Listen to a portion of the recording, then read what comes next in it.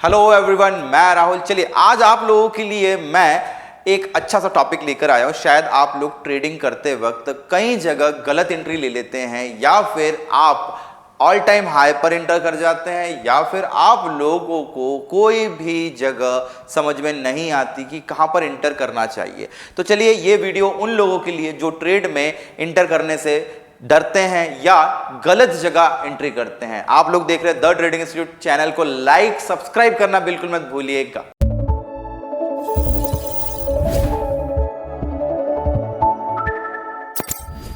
चलिए सिंपल, आज मैं आप लोगों को ट्रेंड एनालिसिस बताता हूं कि भाई कैसे आप लोग पास्ट कैलकुलेशन करके आप लोग फ्यूचर एस्टिमेशन कर सकते हो। ठीक है, ज्यादातर पास्ट कैलकुलेशन करके ही फ्यूचर एस्टिमेशन किया जा सकता है। अब कैसे? बिकॉज सबसे पहले आप लोगों को समझना पड़ेगा कि एग्जैक्टली ट्रेंड क्या है। ठीक है भाई, तीन टाइप के ट्रेंड्स आप लोगों को देखने को मिलेंगे। तीन टाइप के ट्रेंड्स होते हैं मार्केट के अंदर। एक तो पहला ट्रेंड हो गया आपका बुलिश, ठीक है। दूसरा ट्रेंड हो गया आपका बियरिश, जहां पर आप लोग गिरते हुए बाजार को चाहते हो। और तीसरा ट्रेंड हो गया आपका साइडवेज। ठीक है, अब सिंपल बुलिश ट्रेंड क्या है भाई, कैसे बुलिश पता पड़ेगा कि मार्केट बुलिश ही होने वाला है। ठीक है, सपोज मार्केट का रिदम ये है। अगर जब भी बाजार बुलिश होता है तो बुलिश मार्केट के अंदर रिदमेटिक एक पैटर्न बनता हुआ दिखेगा, एक वेविंग फॉर्मेट दिखेगा। वेव फॉर्मेट्स काफी बेटर होते हैं टू अजम कि कहां पर भाव जाएगा। ठीक है, अजम्पशंस अच्छे हैं, लेकिन अजम्पशंस अगर कैलकुलेशन में जाए तो ज्यादा बेटर रहेंगे। ठीक है, अब सपोज समझ लो कि कोई भी शेयर आपको मॉनिटर करते करते 100 से 200 का हो गया। आपकी इच्छा होगी इंटर करने की। आप कहां पर इंटर करोगे? आप 200 रुपए पर इंटर करोगे, लेकिन 200 से फिर वो 150 होने की कोशिश करता है। आप 50 रुपए का घाटा खाकर निकलने की कोशिश करेंगे। बात वही होगी कि जहां से इंटर करता हूं वहां से मार्केट नीचे आ जाता है, और जहां निकलता हूं वहां से बाजार बढ़ना चालू हो जाता है। दैट मीन्स हर जगह आपकी एंट्री गलत होती है। तो आपको इंटर कहां करना चाहिए? अब आपके पास में 100, 200 और 150 रुपए का भाव है। आपको इंटर करना चाहिए। अगर आप ज्यादा पेशेंस लेवल नहीं रखते हैं तो 150 रुपए के भाव पर आपको एंट्री करना चाहिए, और 200 से पहले आपको यहां पर एग्जिट कर देना चाहिए, और आपको 100 रुपए का अपना एसएल रखना चाहिए। यानी आपका रिस्क रिवॉर्ड रेशो कैसा हो गया? 1:1। ठीक है, जब भी बुलिश ट्रेंड होता है तो 150 पर एंटर करो, 200 से पहले पहले निकल जाओ, और अगर पेशेंस लेवल ज्यादा है तो आप इस 200 को 400 बनता हुआ भी देख सकते हैं। लेकिन उसके लिए आपको कोशिश ये करना पड़ेगी कि आपको यहां पर ट्रेंड एनालिसिस करना पड़ेगा, और ट्रेंड एनालिसिस करने के लिए आपको यहां पर ट्रेंड लाइंस ड्रॉ करना पड़ेगी। जब तक आप ट्रेंड लाइन ड्रॉ नहीं करेंगे, बाजार के अंदर उसके मोमेंटम को मॉनिटर नहीं करेंगे, तब तक आपकी परफेक्ट एंट्री पॉसिबल नहीं है। क्योंकि ट्रेंड एनालाइज करने का मतलब है कि भाई ट्रेंड देखो, भाई भाव is what, price is nothing. Price किससे कंफर्म होता है? प्राइस कंफर्म होता है ट्रेंड से। ठीक है, प्राइस कंफर्म करने के लिए ट्रेंड एनालिसिस करना जरूरी है। ट्रेंड को कंफर्म करने के लिए वॉल्यूम एनालिसिस कंफर्म करना जरूरी है। यानी ट्रेंड्स को कंफर्म करने के लिए वॉल्यूम देखना जरूरी है। सो इनडायरेक्टली प्राइस को वॉल्यूम से कंफर्म आप कर सकते हो। तो दो तीन चीजें आपको ध्यान में रखना है। अगर आप केवल भाव देख रहे हो तो गलत हो, अगर आप ट्रेंड देख रहे हो तो थोड़ा बहुत सही काम कर रहे हो, और आप भाव, ट्रेंड और वॉल्यूम भी देख रहे हो तो आप परफेक्ट काम कर रहे हो। तो आपको परफेक्ट एंट्री के लिए कोशिश ये करना है कि सबसे पहले रिदम एक वेव्स के फॉर्मेशन में हो सकता है। यहां पर अगर मैं बात करूं तो lower low, higher highs, higher low, higher high, higher lows, और हायर हाई का फॉर्मेशन का वेविंग दिख रहा है आपको बुलिश मार्केट के अंदर। अब यहीं पर अगर कुछ फॉर्मेशन चेंज होता है, अगर भाव डेविएट हो रहा है ट्रेंड से, दैट मीन्स पहली दफा डेविएट हो रहा है तो फॉल्स हो सकता है, दूसरी दफा डेविएट हो रहा है तो करेक्ट हो सकता है। अब आपको कोशिश ये करना है कि आप प्राइस को ट्रेंड से कंफर्म करें। हमने प्राइस मॉनिटर कर लिया, हम लोगों ने ट्रेंड लाइंस बना ली, ट्रेंड लाइन के ब्रेकआउट का इंतजार कर रहे हैं। एक दफा नहीं, 2 दफा इंतजार करना है।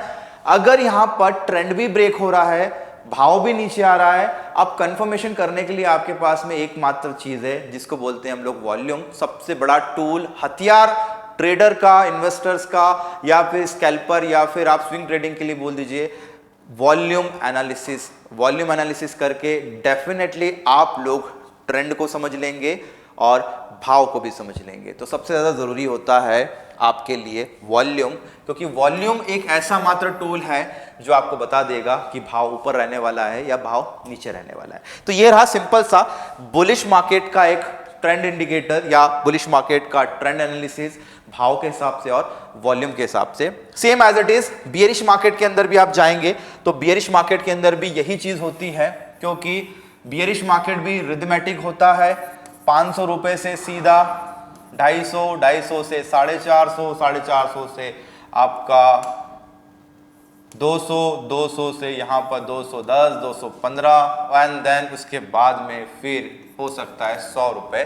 तो गिरने की रिदम भी एक वेव फॉर्मेशन में होती है, रिदमेटिक होती है। यहां पर भी आप लोगों को एक ही काम करना है, आपको सिंपल ट्रेंड लाइन बनाना है, यानी आपको बियरिश मार्केट के अंदर भी ट्रेंड एनालिसिस करना है। ट्रेंड एनालिसिस करने के लिए वॉल्यूम और प्राइस को समझने के लिए ट्रेंड, और साथ में वॉल्यूम को प्राइस के साथ कंफर्म कर सकते हो। इस केस में वॉल्यूम नीचे आएगा भाव के साथ में, और अगर इसके पहले वाला अगर हम लोग बुलिश ट्रेंड देखेंगे तो इसके अंदर वॉल्यूम ऊपर जाएगा भाव के साथ में। तो वॉल्यूम और भाव दोनों एक दूसरे के समानांतर चलते हैं। अगर इन दोनों में कुछ भी डिफरेंसेस आता है तो समझो कि हमें वहां पर एंट्री नहीं करना है, या फिर हमें वहां पर बच के या स्टॉप लॉस को मेंटेन करना है। दोनों कंडीशन में अगर डाइवर्ज हो रहा है वॉल्यूम और प्राइस तो वो कंडीशन क्रिटिकल है, वहां पर ट्रेड लेने में आप लोगों को डरना चाहिए। अगर भाव और प्राइस दोनों एक ही डायरेक्शन में चल रहे हैं, दैट मीन्स वहां पर कंफर्मेशन है कि भाव कंटिन्यू खिंचता रहेगा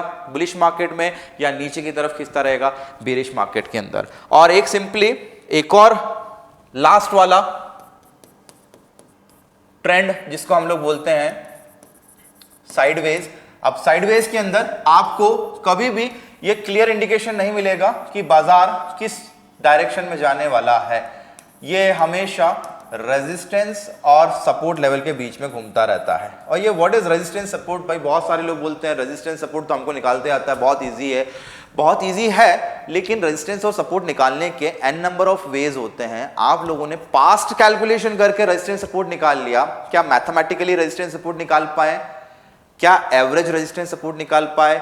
क्या फिब रिट्रेसमेंट से रेजिस्टेंस सपोर्ट निकाला है? क्या गैन थ्योरी से रेजिस्टेंस सपोर्ट निकाला है? हार्मोनिक्स, रिट्रेसमेंट, एक्सटेंशन थ्योरी से आपने रेजिस्टेंस सपोर्ट निकाला है? क्या एन नंबर ऑफ तरीके हैं रेजिस्टेंस और सपोर्ट निकालने के। कौन सा तरीका, कौन सी प्रोबेबिलिटी सबसे नजदीक है वो आपको देखना पड़ता है। Trading is not that easy task कि हर कोई आएगा और ट्रेड कर लेगा और लाखों रुपए कमा लेगा, ये बिल्कुल गलत है। आजकल सोशल मीडिया पे यही चल रहा है, प्रॉफिट दिखा के इन्फ्लुएंस कर देते हैं, बट सीखना कोई नहीं चाहता है। सीखने के लिए आपको मेहनत करना पड़ेगी, और मेहनत के लिए आपको कैंडल के साथ में या चार्ट के या बिहेवियर के साथ में टाइम बिताना पड़ेगा। जितना टाइम देंगे बाजार को, जितना चार्ट के साथ में आप टाइम ट्रेवल करेंगे, उतना आप बिहेवियर को समझ पाएंगे, क्योंकि साइकोलॉजिकल के साथ में आप लोगों को फंडामेंटल, टेक्निकल, इन सारी चीज़ों का भी ज्ञान होना चाहिए।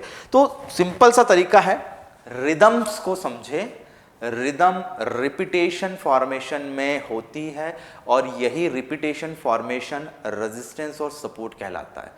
तो जितना रिपीटेशन होगा उतने रेजिस्टेंस सपोर्ट आप लोग फाइंड आउट कर सकते हैं। अब रिपीटेशन 15 मिनट पे भी होगा, 5 मिनट पे भी होगा, 1 डे पर होगा, 1 वीक पर होगा, 1 मंथ पर भी रिपीटेशन होगा, और repetitions is also called resistance and support. तो सिंपली तीनों ट्रेंड एनालिसिस जरूरी है। आप किस नजरिए से देखते हो बाजार को, वो आपका लुकआउट है।